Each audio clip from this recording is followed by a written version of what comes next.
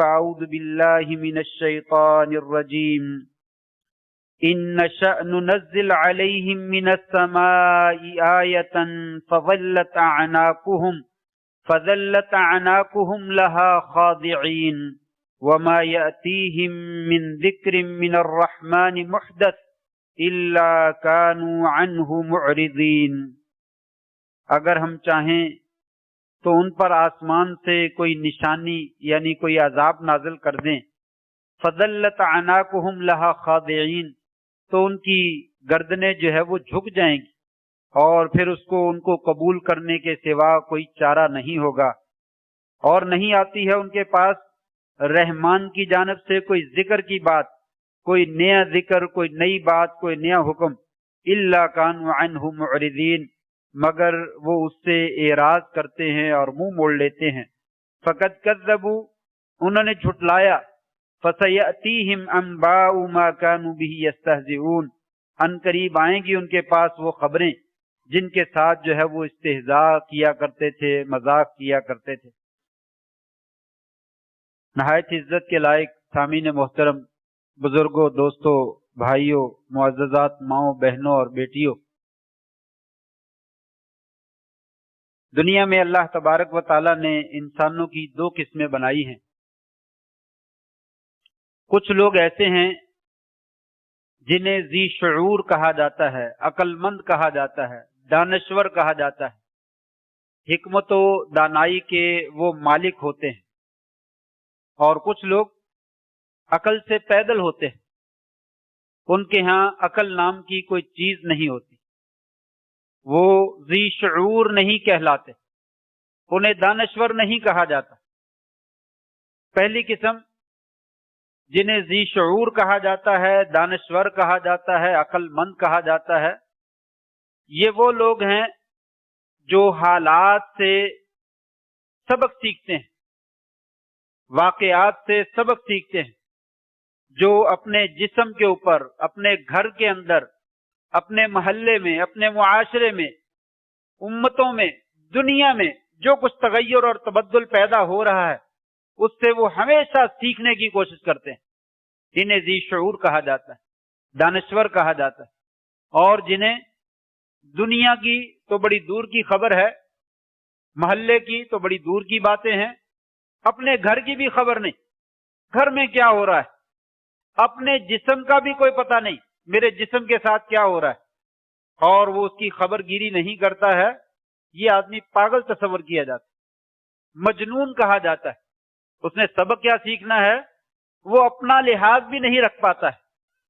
مثلا ایک آدمی ہے، اس کا جسم گرم ہوتا ہے، وہ محسوس کرتا ہے مجھے بخار ہو رہا ہے، جسم کے اندر حرارت ہے، شاید کہیں بلڈ پریشر تیز تو نہیں ہے، مجھے چیک کرنا چاہیے، ڈاکٹر سے چیک کروانا چاہیے، دل گھبرا رہا ہے، انتڑیوں میں درد ہو رہا ہے، پیٹ میں درد ہو رہا ہے، بے چینی ہے، سانس پھول رہا ہے، فوراً جو ہے وہ ڈاکٹر کا رجوع کرتا ہے، دیکھیے کوئی بڑا معاملہ تو نہیں، طبیعت میری ٹھیک ہے، پیناڈول کی گولی سے گزارا ہو جائے گا یا کوئی خاص علاج کرنا پڑے گا۔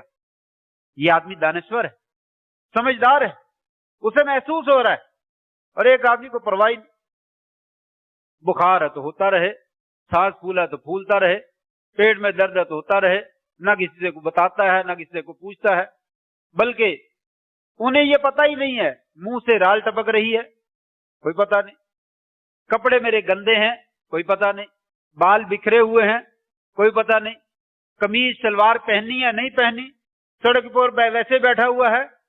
یہ لوگ دانشور نہیں ہیں، انہیں مجنون کہا جاتا ہے، پاگل کہا جاتا ہے، یہ پاگل ہے۔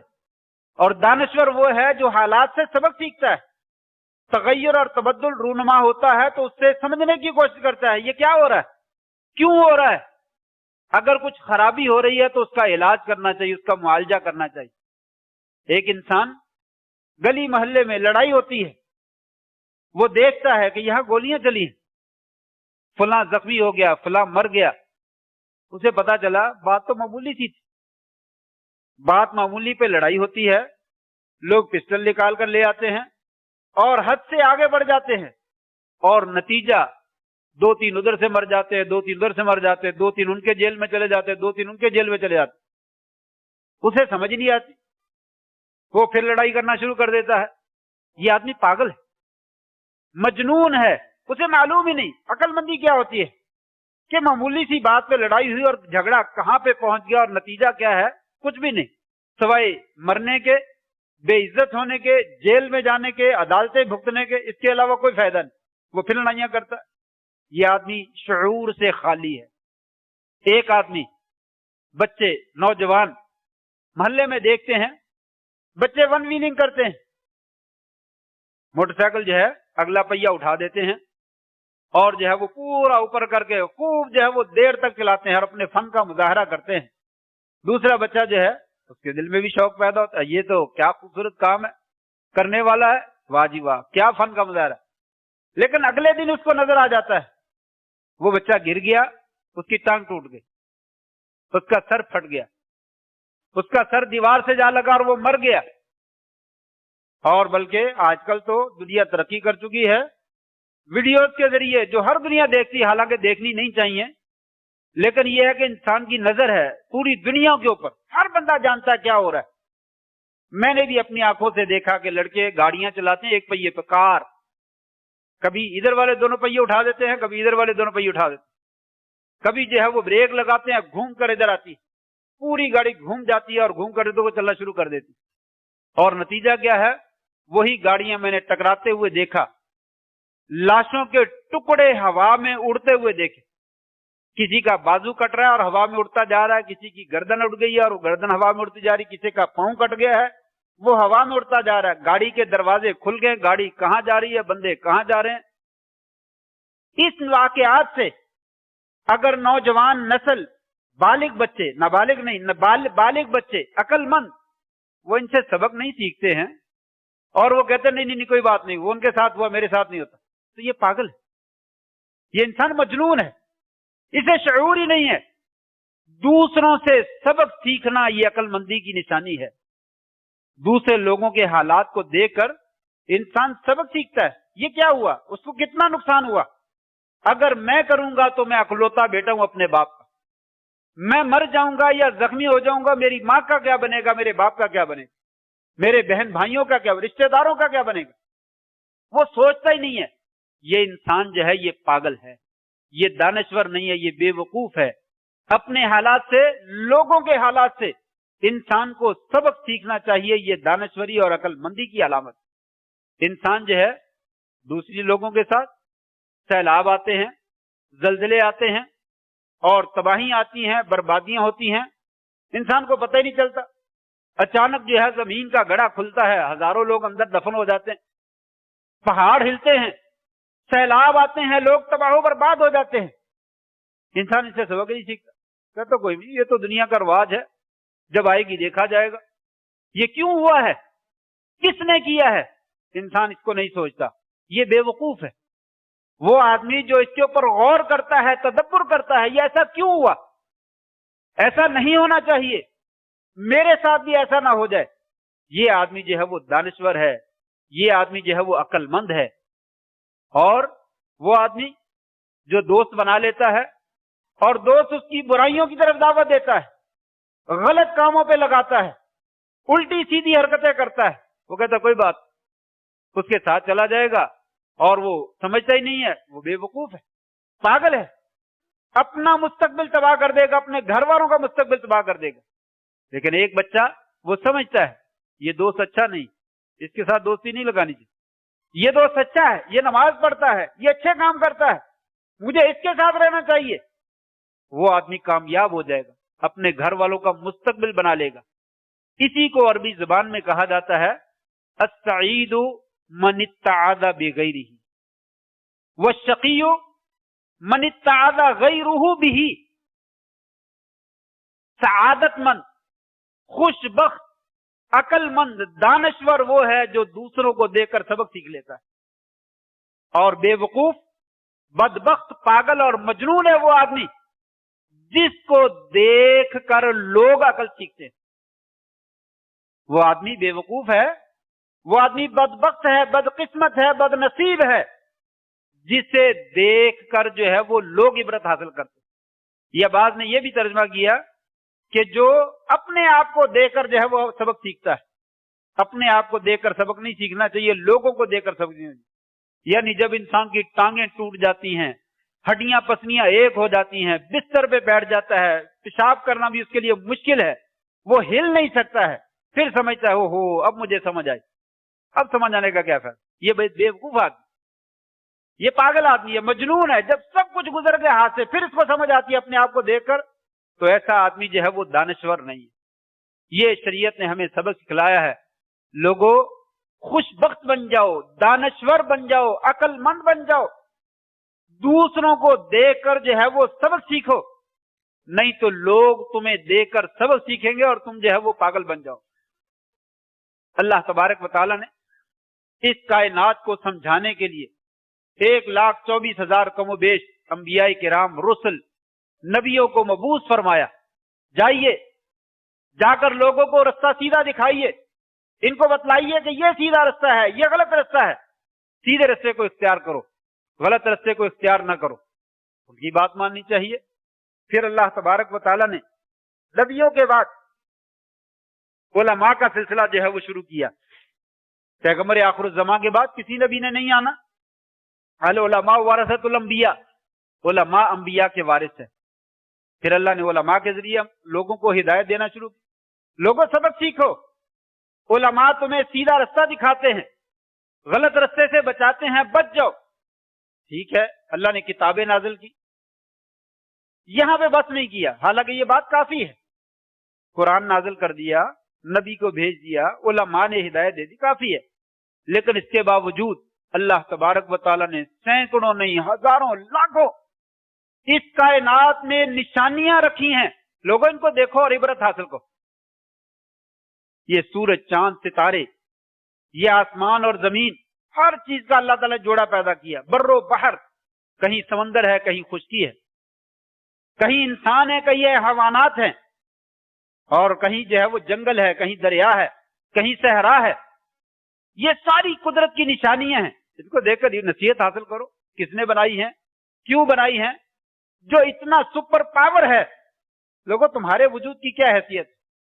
جو زمین پوری کو ایسے ہلا دیتا ہے، جو سمندر کے پانی کو اچھال دیتا ہے، اور جو آگ، دہکتی دھوپ برسا دیتا ہے، یہی ہوا جو ٹھنڈی ہوتی ہے، مزیدار ہوتی ہے، سکون والی ہوتی ہے، اس کو عذاب والا بنا دیتا ہے اور قوموں کی قوموں کو تباہ و برباد کر دیتا ہے. لوگوں اس سے عبرت حاصل کرو، نصیحت حاصل کرو. نشانی ہے اللہ تعالیٰ.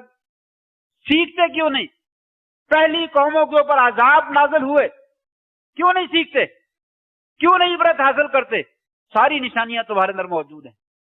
کہا جو ان سے سبق سیکھ لیتے ہیں وہ عقل مند ہیں، وہ سعید ہیں، خوش بخت ہیں. جو عقل نہیں سیکھتے وہ کسی کا کچھ نہیں نقصان کرتے، اپنی تباہ و بربادی کا ذریعہ سامان جمع کرتے. آیات کے ساتھ، اللہ کی نشانیوں کے ساتھ مذاق اڑانا، دین کا مذاق اڑانا، مولویوں کا مذاق اڑانا، کتاب اللہ کا مذاق اڑانا. فرمایا یہ تو تباہی اور بربادی ہے.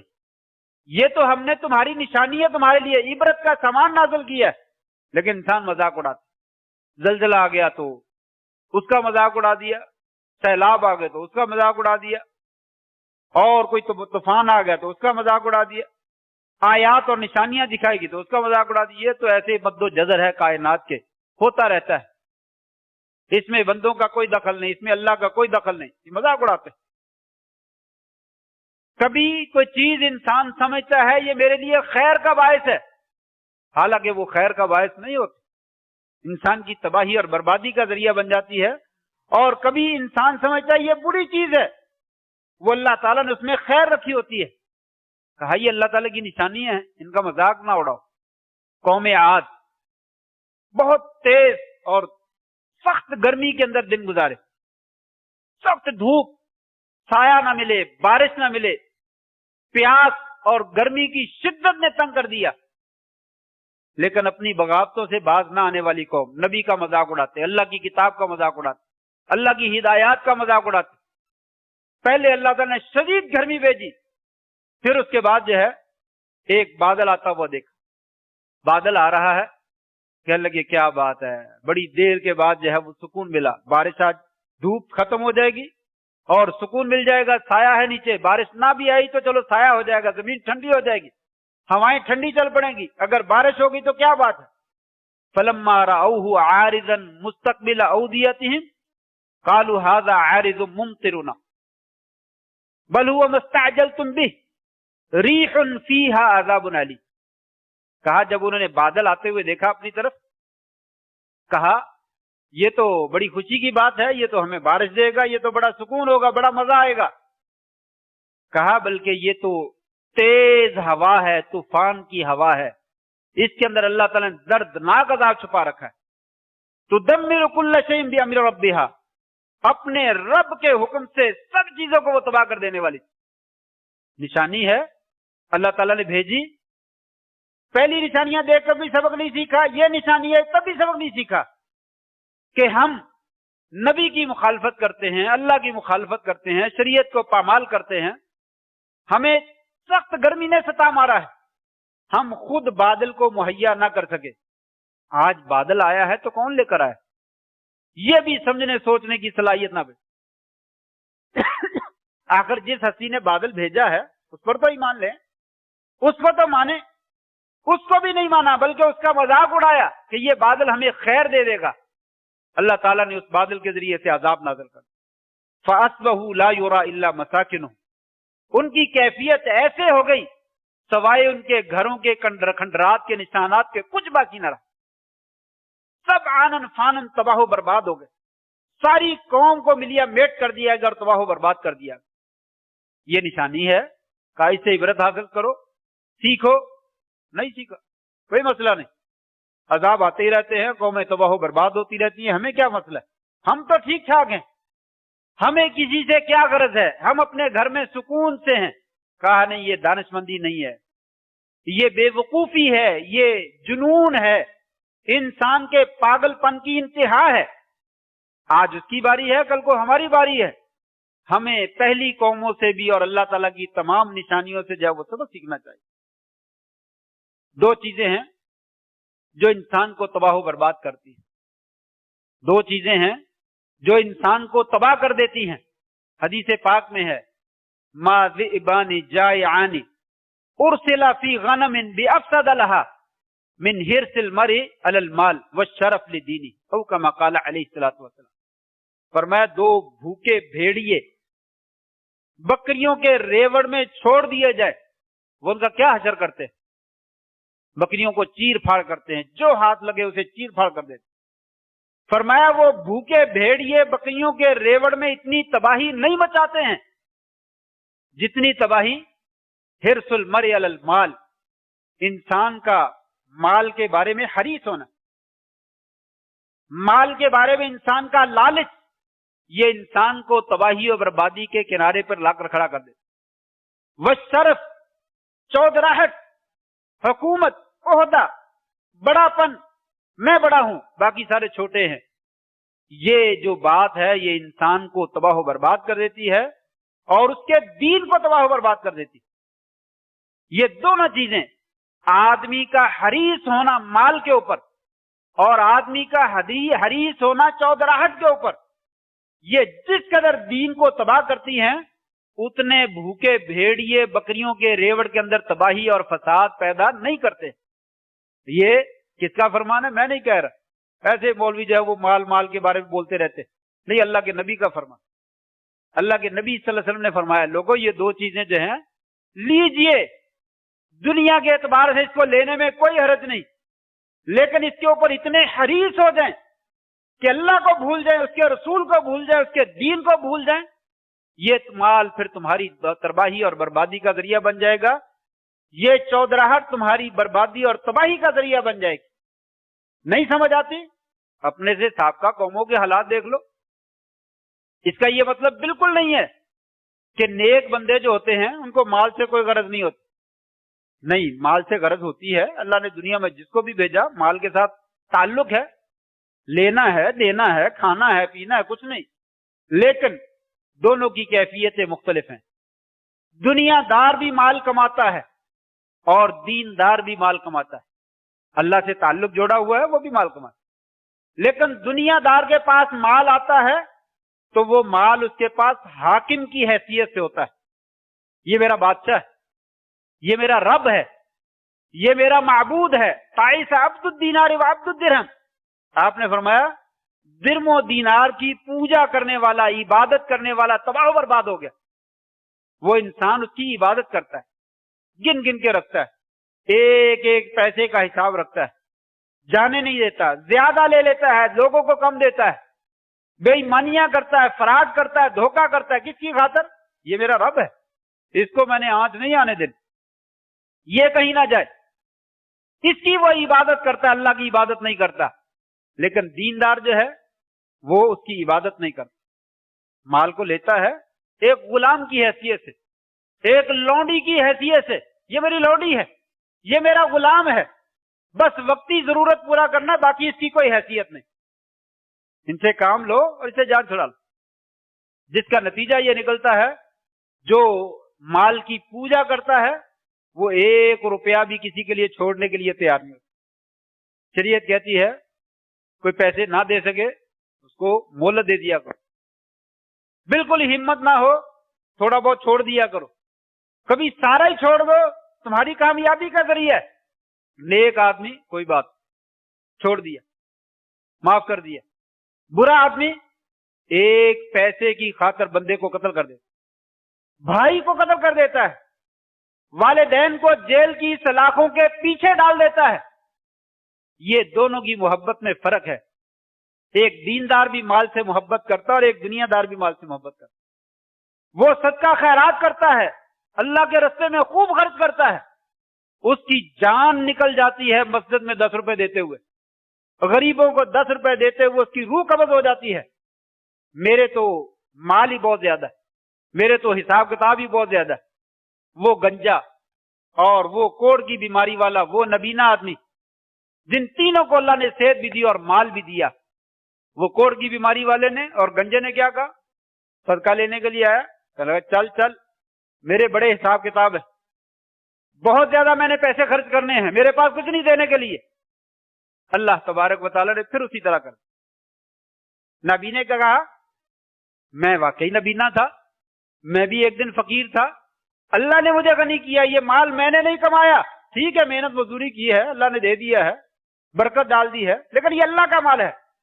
اے فقیر آدمی جتنا لینا چاہتا لے جا، یہ سارا اللہ کا مال ہے. دونوں کی محبت سمجھ میں آئی؟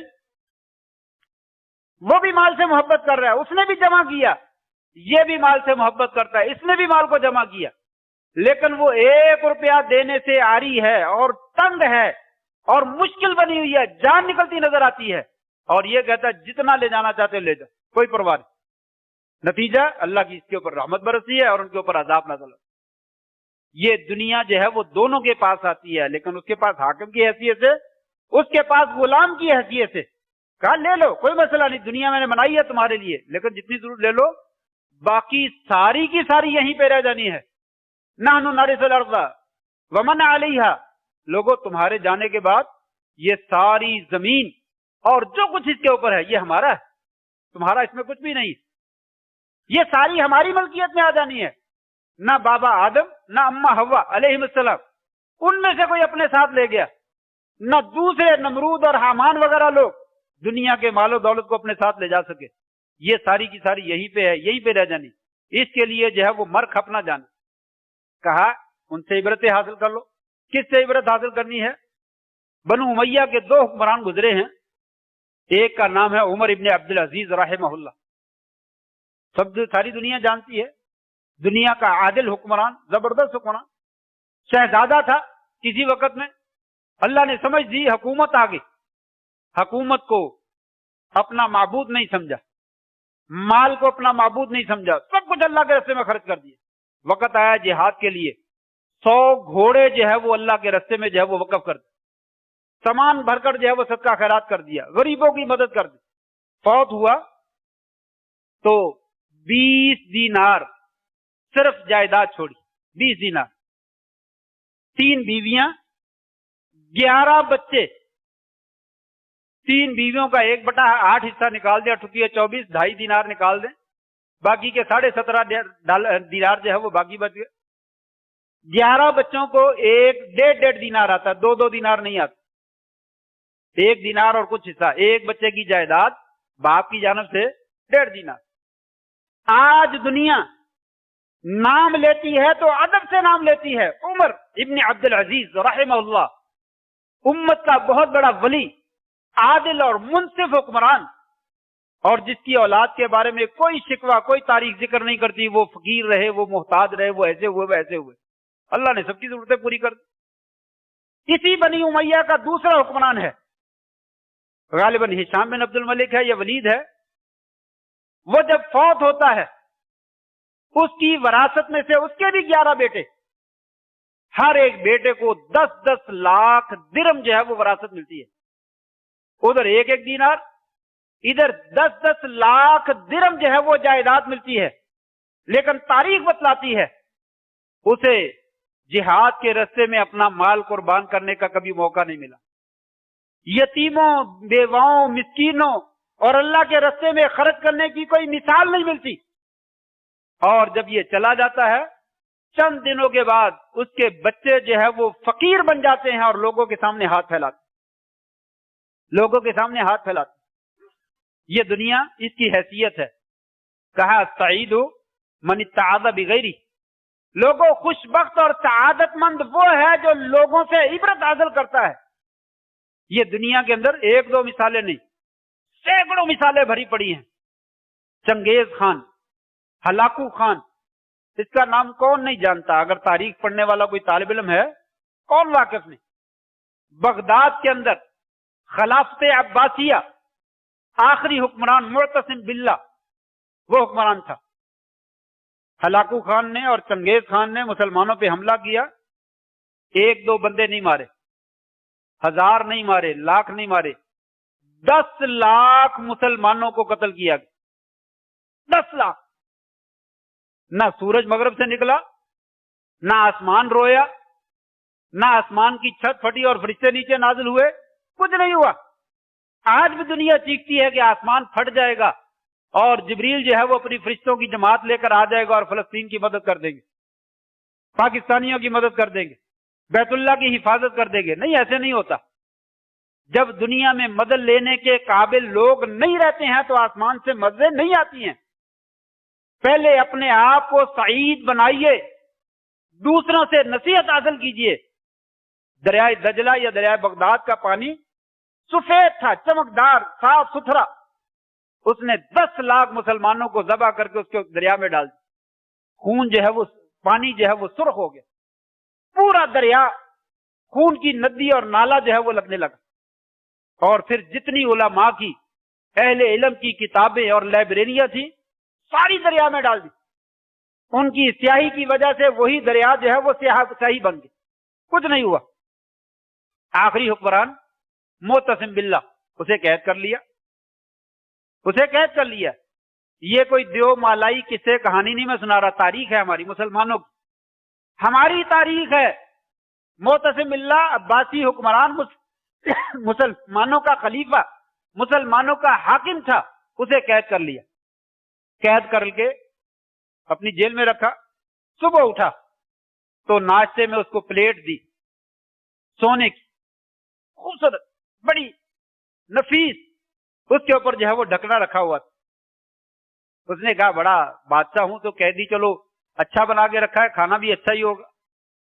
جب اس نے ڈھکنا اٹھایا تو اس کے اندر جو ہے وہ ہیرے, اشرفیاں اور جواہرات پڑے ہوئے تھے. وہ دیکھنے لگا, پریشان ہو گیا. اس کے سیکورٹی والے افراد یا جو بھی بادشاہ تھا, لاکو خان وغیرہ, انہوں نے پوچھا کھاتے نہیں, کھاؤ اس کو. کہا تھا یہ کھانے والی چیز نہیں ہے, یہ کھائی نہیں جاتی. کہا یہی وہ چیز ہے جس کے کھانے کا تو روتا تھا, اپنا پیٹ بھرتا تھا, تیرا پیٹ بھرتا نہیں تھا. ان ڈالروں کی وجہ سے, ان اشرفیوں کی وجہ سے, ان ہیرے جواہرات کی وجہ سے تو لوگوں پہ ظلم کرتا تھا, مال و دولت اکٹھا کرتا تھا, اسے خرچ نہیں کرتا تھا, اپنی فوج نہیں بنائی, اپنی فوج کے اوپر اس کو خرچ نہیں کیا. آج دیکھا تیرا اثر کیا ہے, کھاؤ اس کو. ساری زندگی ان کے لیے تو نے گزار دی.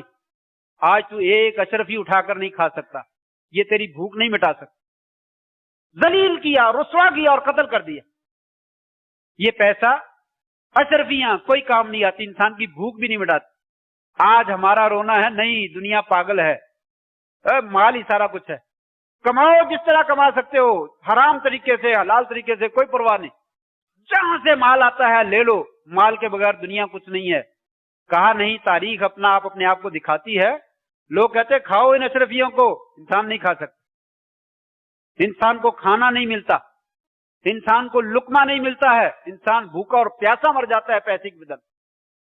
یہی حال بہادر شاہ ظفر کا ہوا، مغلیہ خاندان، اسے بھی قید کر لیا، یہ بھی مسلمانوں کا حکمران ہے، اسے بھی قید کر لیا، دشمن نے تباہی مچائی، مسلمانوں کا قتل عام کیا، ساری حکومت تہس نہس کر دی، بادشاہ کو گرفتار کر لیا اور اپنی قید میں ڈال دیا۔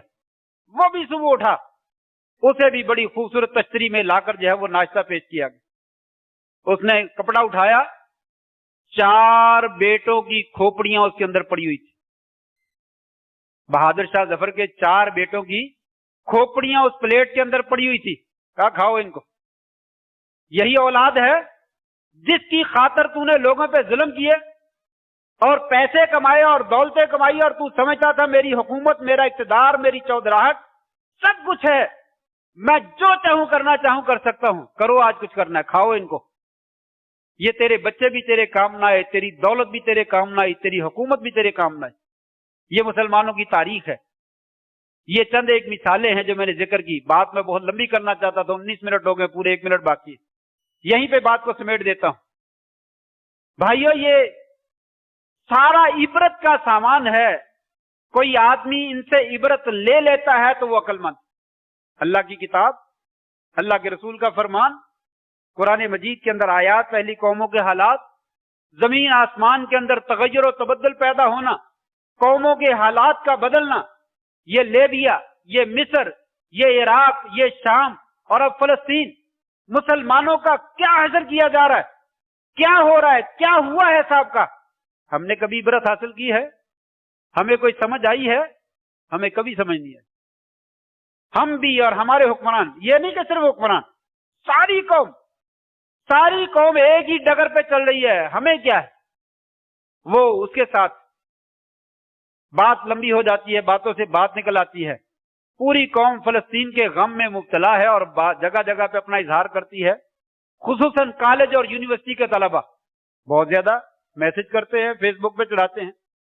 ایک کالج کے پرنسپل نے خبر دی، کہنے لگا بچوں کا فنکشن تھا، انہوں نے کہا ہم نے دعوت کرنی، میں نے کہا پیسے تم انتظام کر لو، سامان میں منگوا دوں گا، جگہ میں تمہیں مہیا کر دیتا ہوں۔ کہا ٹھیک۔ دعوت کے اندر جو ہے وہ سموسے، کیچپ، چپس وغیرہ اور پیپسی کی بوتلیں منگوا دی۔ کسی نے کہا یہ بچے جو ہے بڑے بیانات دے رہے ہیں، تیرے پیسے ضائع ہو جائیں گے، پیپسی کی بوتل کسی نے نہیں پینی، آپ نے یہ اتنا خرچہ کر دیا۔ وہ اس بندے کو پکڑ کر لے گیا اور پارٹی میں شامل کر دیا۔ تمام لڑکے لڑکیاں پیپسی کی بوتل پی رہے ہیں، ایک بچے نے بھی نہیں چھوڑی، کہتے ہیں بڑا بائیکاٹ کرنے والے۔ پوری یونیورسٹی میں جتنے اسٹوڈنٹ تھے اس پارٹی میں شریک، جتنی طالبات تھی، سب نے ہاتھوں میں پیپسی کی بوتل پکڑی ہوئی ہے اور کسی نے نام تک نہیں لیا کہ یہ پیپسی تو ہم نے بائیکاٹ کیا ہوا۔ فیس بک تو ہماری بھری پڑی ہے، میں ہر روز بیانات دیتا ہوں، فلسطین ہمارا، اسرائیل سے بائیکاٹ ہے اور بوتلوں سے بائیکاٹ ہے، کچھ بھی نہیں۔ یہ صفحہ خالی ہمارے کھوکھلے دعوے ہیں، ہمارے بھی اور ہمارے بڑوں کے بھی۔ بڑوں کو اپنے اقتدار پہ گھمنڈ ہے، اپنے پیسے پہ گھمنڈ ہے، ہمیں اپنی بے ایمانی پہ گھمنڈ ہے، اپنی ہیرا پھیری پہ گھمنڈ ہے، اپنے فتنہ و فساد اور لڑائی جھگڑے پہ ہمیں گھمنڈ ہے۔ ہم کسی سے عبرت کیوں حاصل کریں؟ جب قومیں عبرت حاصل نہیں کرتی تو ان کی تاریخ بھری پڑی ہے، معتصم باللہ کی قوم جیسی، بہادر شاہ ظفر کی قوم جیسی، اور تاریخ اس کے علاوہ بے شمار نشانیوں سے بھری پڑی ہے۔ السعید من اتعظ بغیرہ، سعید عقل مند دانشور وہ ہے جو دوسروں سے نصیحت حاصل کرتا ہے، اور جس کو دیکھ کر دشمن نصیحت حاصل کرے، دوسرے نصیحت حاصل کرے، یہ آدمی بدبخت ہے، مجنون ہے، پاگل ہے، دیوانہ ہے۔ اور شاید یہ چیز ہمارے اوپر اگر فٹ نہیں آتی تو پھر کس کے اوپر فٹ آتی ہے؟ اللہ سے دعا ہے اللہ کریم ہمیں سمجھنے کی توفیق نصیب فرمائے، اور ہمیں اپنے آپ سے بھی اور اپنے غیر سے بھی نصیحت حاصل کرنے کی توفیق نصیب فرمائے، اور ہمارے بھائیوں کی جو ہے وہ مدد فرمائے۔ وآخر دعوانا ان الحمد للہ رب العالمین۔